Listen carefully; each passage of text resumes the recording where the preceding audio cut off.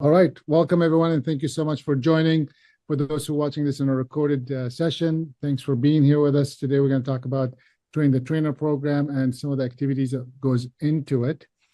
So thank you for being here. My name is Faris Alami. I'm the founder of International Strategic Management, and we have on the call a few other members, so I'll let them introduce themselves. Sure, I'll go ahead. I'm Molly O'Meara. I'm the Director of Programs, Growth and Opportunity, and Women's Initiatives. So I oversee our programs and the deployment of those. And I am Melissa Wilson. I'm an ISM certified business coach, and I'm the main face for the mastermind groups, small group business development, and I'm trained to facilitate other ISM programs. Thank you both. All right, so let's dive right in. So, these information sessions are designed to make sure that we are engaged in some kind of capacity, and it gives you a flavor of how we run these programs as well. So if you're joining us on a recorded line, you could maybe put just your first name and maybe fun fact. We are recording this for those who are not able to make the times, or we're making these available, and based on requests from many of you, this hopefully will be helpful for you to see and learn more about each one of our programs, at least most of them, not all of them. It's not possible. So just in the chat or in the comments, you could do that. We've been doing this for 22 years, and a few years ago, we did a kind of impact report celebrating our 20th anniversary. You're welcome to download that from our website. Move on. You could read the slides, so I'm not going to read them to you, but we have a mission and a vision to, ignite the entrepreneurial spirit globally, and we've been fortunate to been doing this for the last 22 years. The journey, as many of you can imagine, is not a straightforward journey. So these are some of the highlights that you could actually find more information and details about them in our 20th anniversary report.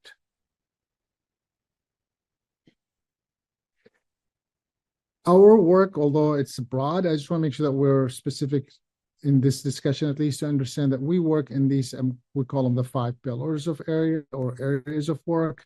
And although it's, it could show you how broad we are, it also could let you know that we're also limited to the experiences around this space. So economic development, entrepreneurship, small businesses, around the education, we always have some kind of community engagement, and we always utilize technology to facilitate the discussions that we may have. A lot of times people say, this is awesome stuff. How did you learn it? We learned all this stuff because of the amazing people that we work around the world. So with thousands of people going through our programs and with thousands of organizations that we work with, we learned how to do the work that we're doing now and able to deliver it in a meaningful way based on these awesome people that we were able to interact with. And these individuals that came to us to our programs came through partnerships that we had with institutions that allow us to support them launching programs in their community, from designing the program to implementing the program to training their trainers or facilitators to deliver the program. These are some of the samples of organizations that have brought us in to support their work, and we're lucky to have them in our backyard. If this was people, if you're watching this and recorded and you see one logo that you're interested in what we've done, just send me a note and I'm happy to elaborate a little bit more about it. Most of them we've been, worked with over the years. Probably the average life cycle of our engagement is 5 to 7. We have had some that are 20. We've had some that are 15. We have a few that are maybe 1 or 2, but most of them are usually in this, 10 to 15 years range is where we worked with them. You can go on. The way we're structured both internally and externally is we look at the support that we do in 2 different tracks, one for the entrepreneurs and small business owners, and one for the organization that supports them. And our work in the organization that supports them, kind of like thinking through strategies, how long of a program, what kind of program, who should be involved, who should not be involved, what happens after the program, who should be selected into the program, that kind of strategy and ideas. And then on the entrepreneur or small business owners, we're offering either technical assistance or training or one-to-one or one-to-many, just depending on the program that we launch with them, is how they're engaged.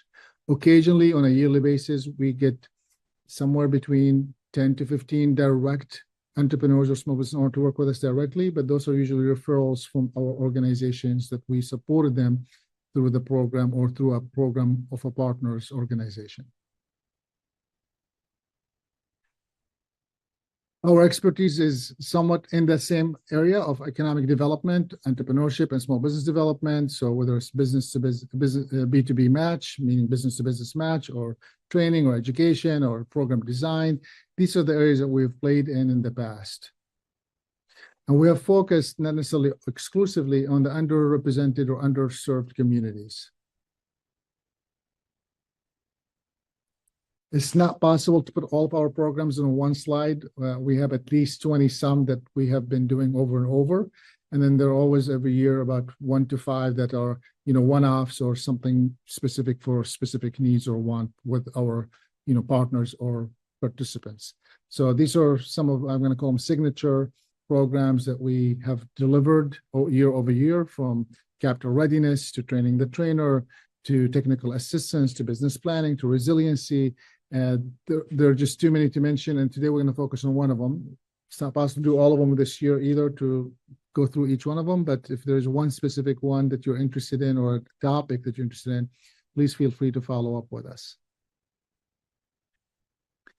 We do have a process and all the things that we're doing, and we continue to improve it, but this is, I call it the secret sauce of how we develop and deliver programs. And what I learned in the past, when people see this, they're like, oh, these are the things in my head, but I didn't realize that I could organize them this way.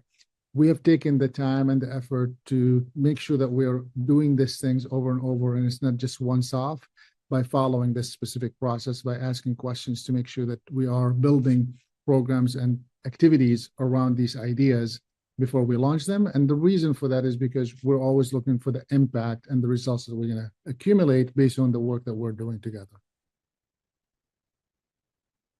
Our programs or initiatives have always at least have these 5, I call them components of a program. We always have some kind of programming, whether it's online or in-person activity. So this could be one-to-one, one-to-many, just depending on how the program is structured.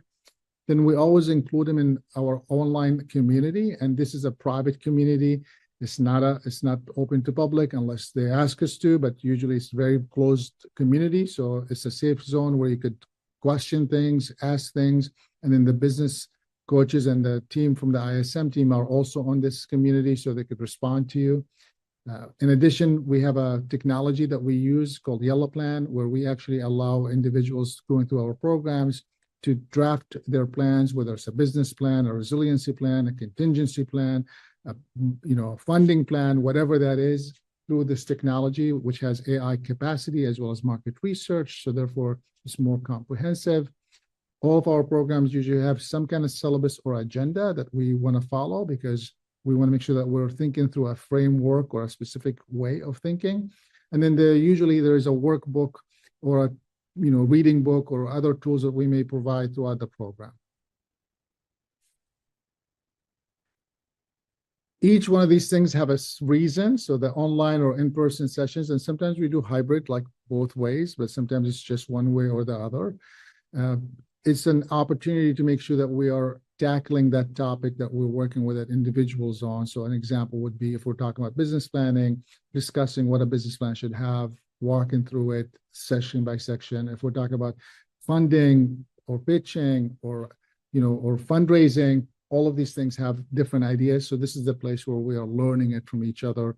And if it's one-to-many, then we're building on the community that we have. If it's one-to-one, it's building on the experience and the expertise of our team. Next slide. The community online, as I mentioned earlier, is a place where we also allow individuals to practice and collaborate. So this is where usually there's, you might call them homework. We like to call them action steps or follow-ups. So we might ask you to turn in something for someone to read it or give you feedback on, or for you just to ensure that you're building on what you learned specifically for you. And this is where you get to practice, because with our portal, you could submit something, but then you can take it back if you want to update it or change it. And you could also download it once you're done. So you have this flexibility to practice what we kind of discussed in the earlier section. And then the yellow plan is where you usually like to say, this is where you finalize your thoughts, and now you could, make it pretty and maybe potentially present it, because you could download this in a Word or a PDF, and you could now present it to a group of investors, business partners, internal team, yourself, whatever the case that you're trying to use the discussions that we had based on the program that we delivered for you. The syllabus will change from group to group, but there always will be some syllabus, meaning that we spend time and thoughts ensuring that this program delivers the maximum that we could deliver within the time period that we have, and where you could apply what we're discussing within that time as well by creating these syllabus and agendas for each one of those sessions. And the workbooks and books, some of the times they're ISM books, some of the times they're not ISM books or produced by ISM. They're usually always a workbook to go with all of the programs we have, and there are always some tools that we provide that we have either accumulated throughout the years creating ourselves, or we are licensed to facilitate through our partnerships with different organizations. Today, we'll talk about train the trainer, because one of the things that people ask is, can we build capacity locally? And the truth is we could do this in multiple ways, and we've done it for, sometimes you may call it train the trainer, sometimes we call it capacity building. So just depends on what you call it. But the idea here is train others to deliver certain activities within the programs. And in this case, we're training them in general on entrepreneurship and small business development. We've had others where we, as an example, we license our Resilient Entrepreneur program, which has a canvas, a workbook, a technology, and a syllabus, and someone could actually take it and deliver it themselves on a university campus or in a community. And that's similar to this, but that's specific for that resiliency. So how to use that specific syllabus and deliver it. Versus this one is more about how do you support entrepreneurs and small business owners in the communities that you serve. And the tagline I like to say is meet them where they are. And the example I use, someone says, I need money. And you say, here's a banker, but meeting them where they are would be, do you have a business plan to submit to the banker? So kind of like helping them get to where they could go to where they want to go. All right. The way that is structured, it's 10 sessions that could be delivered in 5 weeks or 10 weeks. We've stretched it before for more, and we've condensed it before for a little, but the average is usually somewhere between 5 to 10 weeks. And each one of these sessions, we go through different ideas and concepts to make sure that we're supporting the entrepreneurs where they are. So we start with a welcome and orientation, where we're talking about the ecosystem and technical assistant and what are this terminology used. Then we dive into do we coach, do we mentor, am I an advisor, am I consulting, am I doing something else? And we work through what are those skill sets for each one of those things and how to engage the entrepreneurs and small business owners based on where they are with the specific skills that comes with each one of these roles. Are we doing anything as far as teaching, or are we facilitating? Are we training? Are we, tutoring? What are we exactly doing? We walk through how each one of these ideas has a role within the programs that you're delivering, and understanding when to use that skill set to deliver whatever content you're trying to do with the entrepreneurs and small business owners in your community. Are you working with startups or scale-ups? Are you working with tech businesses? Are you working with place-based business? Are you working with service business? Are you working with home businesses? Are you working with, idea stage? Each one of these things is different. So working through how to support them based on that specific wants or needs is really important. Then we move right away to understanding the small business enterprise and how to support the small business owners. And the components of small business owners, growth strategies, and whether it's a lifestyle or it's a growth that they're going after, just meeting them where they are with that curriculum. And then we talk about you as a person, looking at your strength and understanding what you can offer to the community as well as the team that you're working with. We do an assessment for you on your personal strength, and then we work through how you could leverage that. Then we discuss some of the tools that are available out there that you could start utilizing. Some of it is free, some of it a little bit cost money, some of it low cost, some of it high cost, the difference between them based on our experience working with most of them. Then we talk about what framework can you take from what we've learned to start deploying in your community right away. And then understanding for if it's an executive team, we usually talk about the budget and how to document these things. And if it's the implementing team, meaning that it's the actual coaches or trainers, we're talking about helping them understand how to support the entrepreneurs with creating budgets and helping them create some models that allows them to reach the communities that they're getting. And then, of course, we do a celebration of graduation where they do a quick presentation on what they're planning to implement based on what we discussed here. And on the next slide. In all the programs we have, we always have expectations. So, the expectations are really clear. We want to deliver some clear content to you, make sure that you're engaged, we hold you accountable, but also you have to be able to engage and be participating and things of that nature. One of the things I usually say is you get out of any of the program we have what you put into it. And a lot of times people say, well, this was a great program. People were awesome. And I'm like, the only reason why it's great and the reason why all of you were awesome is because you were awesome and you were participating. If you put in a lot of into the program, you're going to get a lot out of it. If you put nothing in it, you're going to get absolutely nothing. So that's kind of like the expectations that you're actively engaged. It's a safe environment. And we're here to support you, and the community that we're building is also there to support you. We're lucky to have an amazing team that supports this work from an administrative perspective. So these are the people who are making these slides, building the curriculum, building the tools that we're using, and making sure that you're getting the messages. It's not possible to list all of them, but these are the main key players. And then, of course, we have I call it the delivery team. And these are the people who you may see also, in addition, behind the scene. You may see in the next slide that these are the people who are delivering the actual program in the classrooms or in the training or in the one-on-one coaching or in the one-on-one session or in the one-to-many sessions, depending on what we're doing with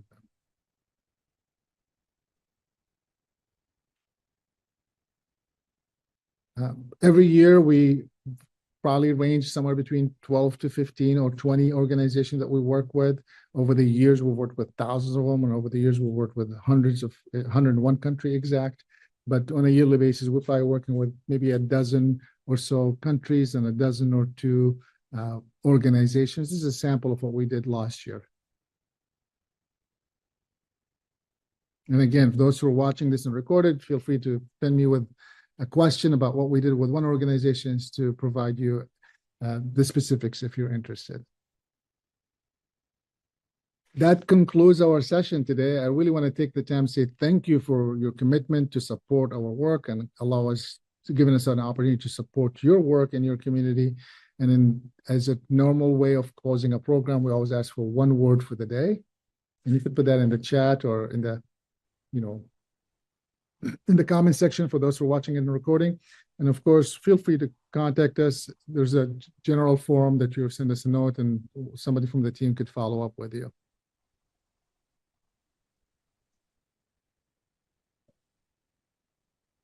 All right. For now, thank you for being here. Appreciate your engagement and appreciate your continued support. Till next time, have a great day.